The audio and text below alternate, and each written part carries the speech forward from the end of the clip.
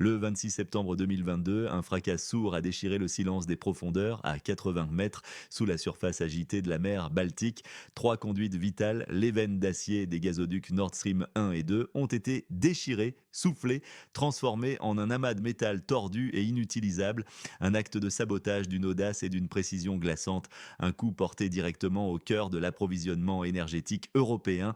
L'onde de choc de cette destruction n'a pas seulement résonné sous les flots, elle a déferlé sur tout un continent, déclenchant une crise énergétique et économique d'une ampleur inédite.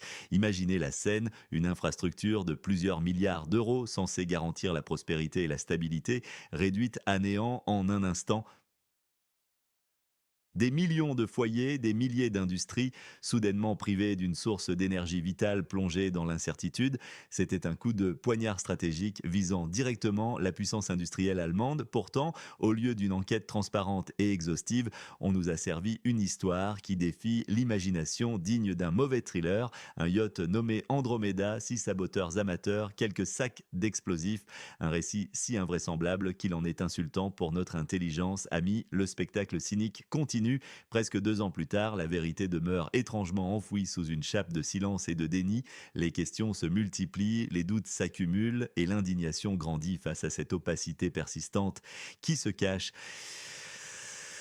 derrière cet acte de guerre économique, et pourquoi nos propres dirigeants semblent-ils si pressés de détourner le regard, de balayer les évidences sous le tapis, nous laissant sans réponse claire? Le diable, comme chacun sait, est toujours dans les détails, et ce sont ces détails que nous allons exhumer aujourd'hui. Ce que l'on voudrait nous faire oublier, ceux qui démasquent la supercherie et révèlent la troublante réalité derrière les explosions de Nord Stream. Restez avec nous pour une plongée sans concession dans un scandale qui secoue l'Europe jusqu'à ses fondations. D'où nous regardez-vous? Partagez votre ville et pays dans les commentaires. Reprenons l'effet brut sans le voile de la désinformation. Le 26 septembre 2022, trois conduites sous-marines des gazoducs Nord Stream 1 et 2 sont pulvérisées. Elles reposaient à 80 mètres de profondeur. Le récit officiel, martelé sans relâche, met en scène un modeste yacht, l'Andromeda, et une équipe de 6 mercenaires présumés d'un pays voisin de la Russie, équipés de quelques sacs d'explosifs. Mais arrêtons-nous un instant sur les chiffres et la logistique. Pour détruire une seule conduite à cette profondeur, les experts estiment qu'il faudrait au moins 500 kg d'explosifs. Pour les trois, nous parlons de centaines de kilogrammes, probablement plus d'une tonne pour causer de tels dégâts. Pensez-vous qu'un yacht de plaisance, même le mieux préparé, puisse transporter, manipuler et installer une telle quantité de matériel explosif sans être détecté et surtout sans posséder les mécanismes de levage et les équipements spécialisés requis pour une opération sous-marine d'une telle complexité? La réponse est un non retentissant, une impossibilité technique évidente pour quiconque a une connaissance minimale. Par ailleurs, l'idée de plongeur amateur opérant à 80 mètres est techniquement absurde. Une telle profondeur exige des caissons hyperbares, des mélanges respiratoires spéciaux et une formation militaire de pointe pour éviter la maladie de décompression potentiellement fatale. L'histoire du yacht est une fable, un conte à dormir debout que les autorités essayent de nous faire avaler. Mais le diable est dans les détails, n'est-ce pas? 1 heure avant les explosions, un avion de reconnaissance américain, un P-8 Poseidon, a été repéré volant à une altitude anormalement basse, entre 200 et 250 mètres, à 800 km par heure, son transpondeur éteint. Il a changé de cap de manière abrupte puis a tout simplement disparu des radars dans la zone de Bornholm au Danemark. C'est une coïncidence si parfaite qu'elle en devient suspecte, n'est-ce pas? Mais ce n'est pas tout. Le tableau s'assombrit encore. Bon, l'USS Kearsarge, un navire de débarquement amphibie de la marine américaine, véritable géant des mers avec un déplacement de plus de 40 000 tonnes et un équipage pouvant atteindre 4 000 personnes, a quitté le port polonais de Gdynia le 19 septembre 2022, 7 jours avant le sabotage. Ce mastodonte, équipé d'avions Harrier, d'hélicoptères, d'aéroglisseurs et de véhicules sous-marins autonomes capables de plonger à plus de 100 mètres et de transporter jusqu'à 500 kg d'explosifs chacun, a navigué précisément le long du tracé des gazoducs. Il a fait escale pendant 6 jours à Riga, puis la veille même des explosions, il est reparti, ses transpondeurs mystérieusement éteints, vers la zone exacte de l'incident. Après avoir contourné le Danemark et la Suède, l'USS Kearsarge a disparu sans laisser de traces en plein milieu des exercices de l'OTAN Baltops 2 qui offrait une couverture idéale. Récemment, l'arrestation en Italie d'un nouveau suspect provenant d'un État post-soviétique est présentée comme une avancée par Berlin, une dernière tentative de s'accrocher à la version officielle. Mais est-ce une véritable avancée ou une diversion opportuniste destinée à apaiser l'opinion publique sans jamais révéler les vrais coupables? Une telle coïncidence peut difficilement être expliquée par le hasard. Les preuves s'accumulent, pointant vers une opération militaire de grande envergure. L'histoire officielle du yacht et des 6 mercenaires est-elle vraiment plausible face à de telles évidences irréfutables? Quelle est votre ville et votre pays d'origine? Laissez un commentaire pour nous le faire savoir. Ce sabotage, bien plus qu'un simple fait divers, a des conséquences monumentales qui résonnent et vous touchent directement, chers téléspectateurs, dans chaque aspect de votre quotidien. Il a pulvérisé l'infrastructure énergétique vitale de l'Allemagne, moteur économique de toute l'Europe, la plongeant dans une dépendance humiliante. Le prix du gaz, ressource essentielle pour l'industrie et les ménages, est passé d'à peine 20 euros le mégawattheure en 2021 à un sommet vertigineux de plus de 300 euros à l'automne 2022, une augmentation hallucinante multipliée par 15 en quelques mois seulement. Pensez à l'onde de choc économique. La facture d'importation de gaz de l'Allemagne en 2023 a explosé, dépassant les 80 milliards d'euros, soit près du double de ce qu'elle était avant cette catastrophe. Est-ce là le prix exorbitant de la prétendue liberté énergétique que l'on nous promettait? Un fardeau insupportable pour les ménages et les entreprises. Les conséquences sociales sont dévastatrices et visibles. Plus d'un tiers des familles allemandes sont désormais contraintes de réduire leur chauffage, de choisir entre se nourrir et se chauffer. Des petites entreprises, le cœur battant de notre économie, subissent de plein fouet cette flambée des coûts, des boulangeries historiques en France qui mettent la clé sous la porte, des PME italiennes qui luttent désespérément pour leur survie. La production industrielle allemande, jadis modèle de robustesse et de fiabilité, a chuté de 5% en glissement annuel, le pire indicateur enregistré depuis des décennies. Les fleurons de l'industrie comme BASF, Siemens et Volkswagen sont contraints de délocaliser leurs activités vers les États-Unis ou la Chine, cherchant un refuge face à ces prix de l'énergie insoutenables. C'est un véritable déclin industriel orchestré, un suicide économique pur et simple pour l'Allemagne et par extension une trahison pour l'ensemble de l'Europe, affaiblissant sa compétitivité sur la scène mondiale. Cette destruction a engendré une perte alarmante de la souveraineté énergétique et politique de l'Allemagne, rendant le pays vulnérable. Les citoyens, eux, ne sont pas dupes de cette manipulation.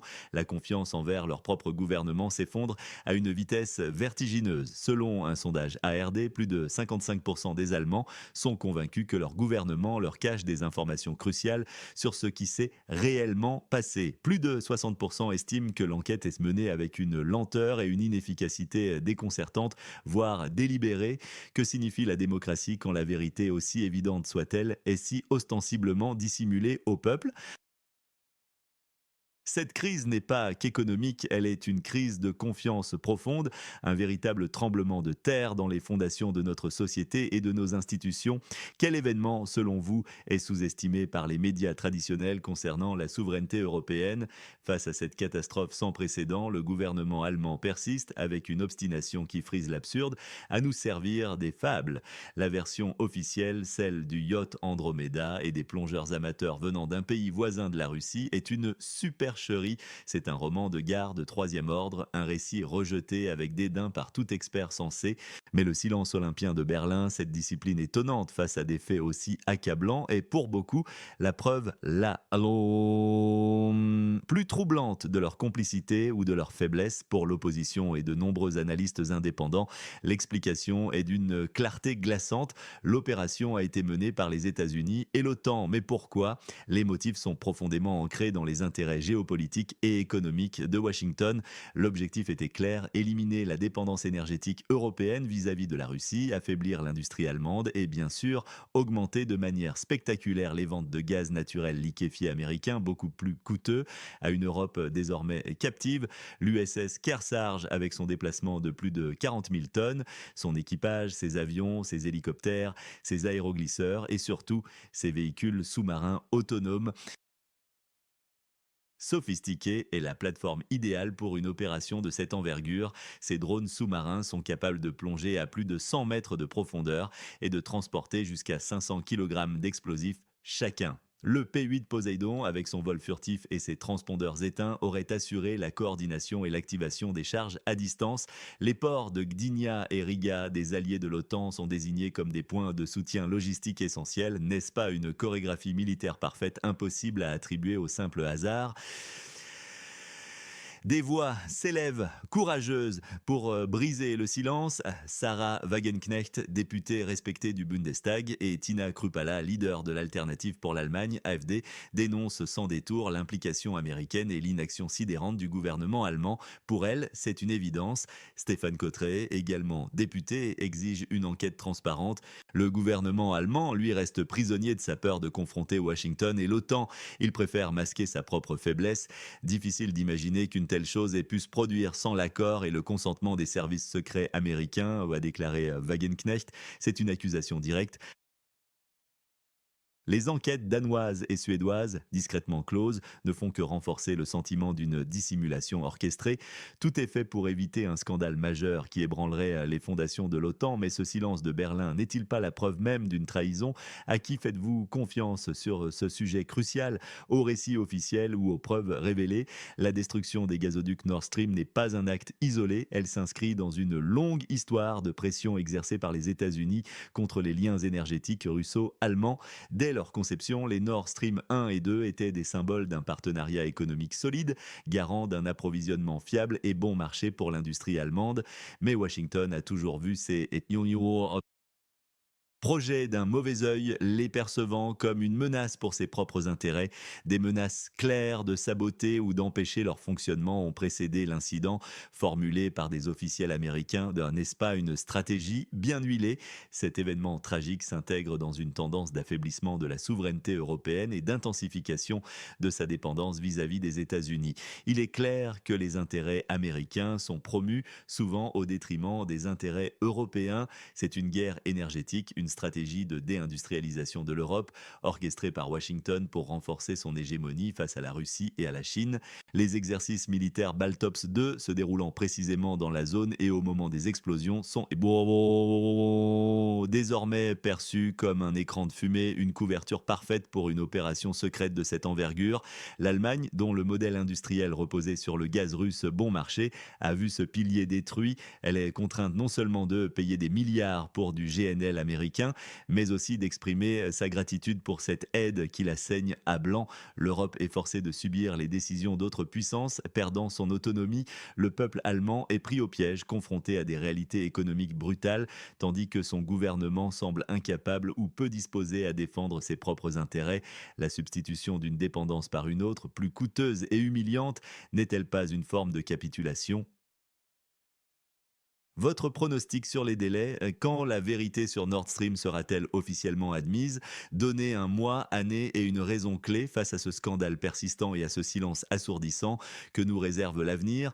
Le plus probable, hélas, est le maintien du statu quo. Le gouvernement allemand et les médias dominants continueront de promouvoir la version du yacht, le vrai responsable restant impuni. La dépendance énergétique de l'Europe vis-à-vis des États-Unis ne fera que croître, solidifiée par les milliards investis dans les terminaux GNL. L'industrie européenne, fragilisée par des prix de l'énergie multipliés par 3 à 4, déclinera.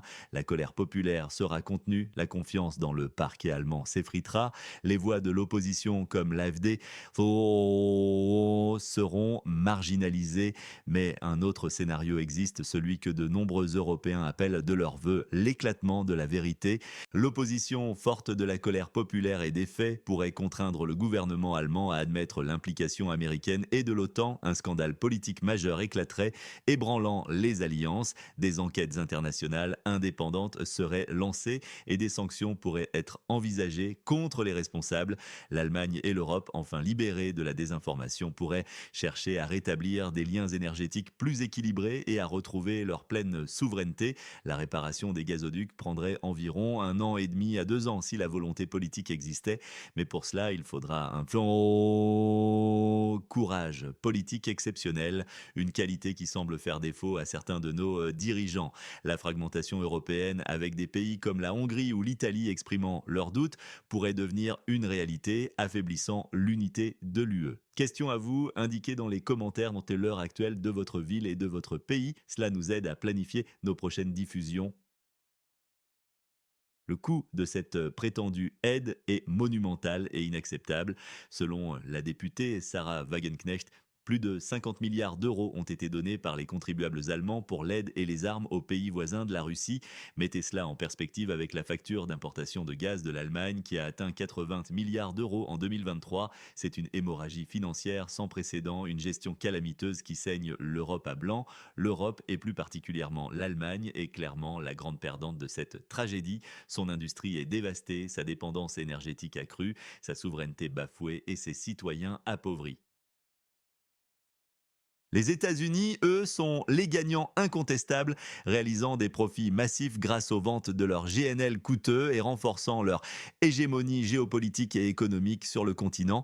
La question brûlante demeure: qui, au sein de l'Union européenne, aura enfin le courage de briser le silence complice, de faire éclater cette vérité choquante et de défendre, coûte que coûte, les intérêts réels et la dignité de ses propres citoyens? Combien de temps l'Allemagne, cette puissance jadis si fière, acceptera-t-elle ce rôle de victime consentante et silencieuse? Votre voix est essentielle. Partagez cette vidéo avec tous ceux qui méritent de connaître la vérité. Faites entendre votre colère, exigez la transparence et la justice. Abonnez-vous à notre chaîne et activez la cloche pour ne manquer aucune de nos analyses percutantes, sans filtre, pour une information libre et indépendante.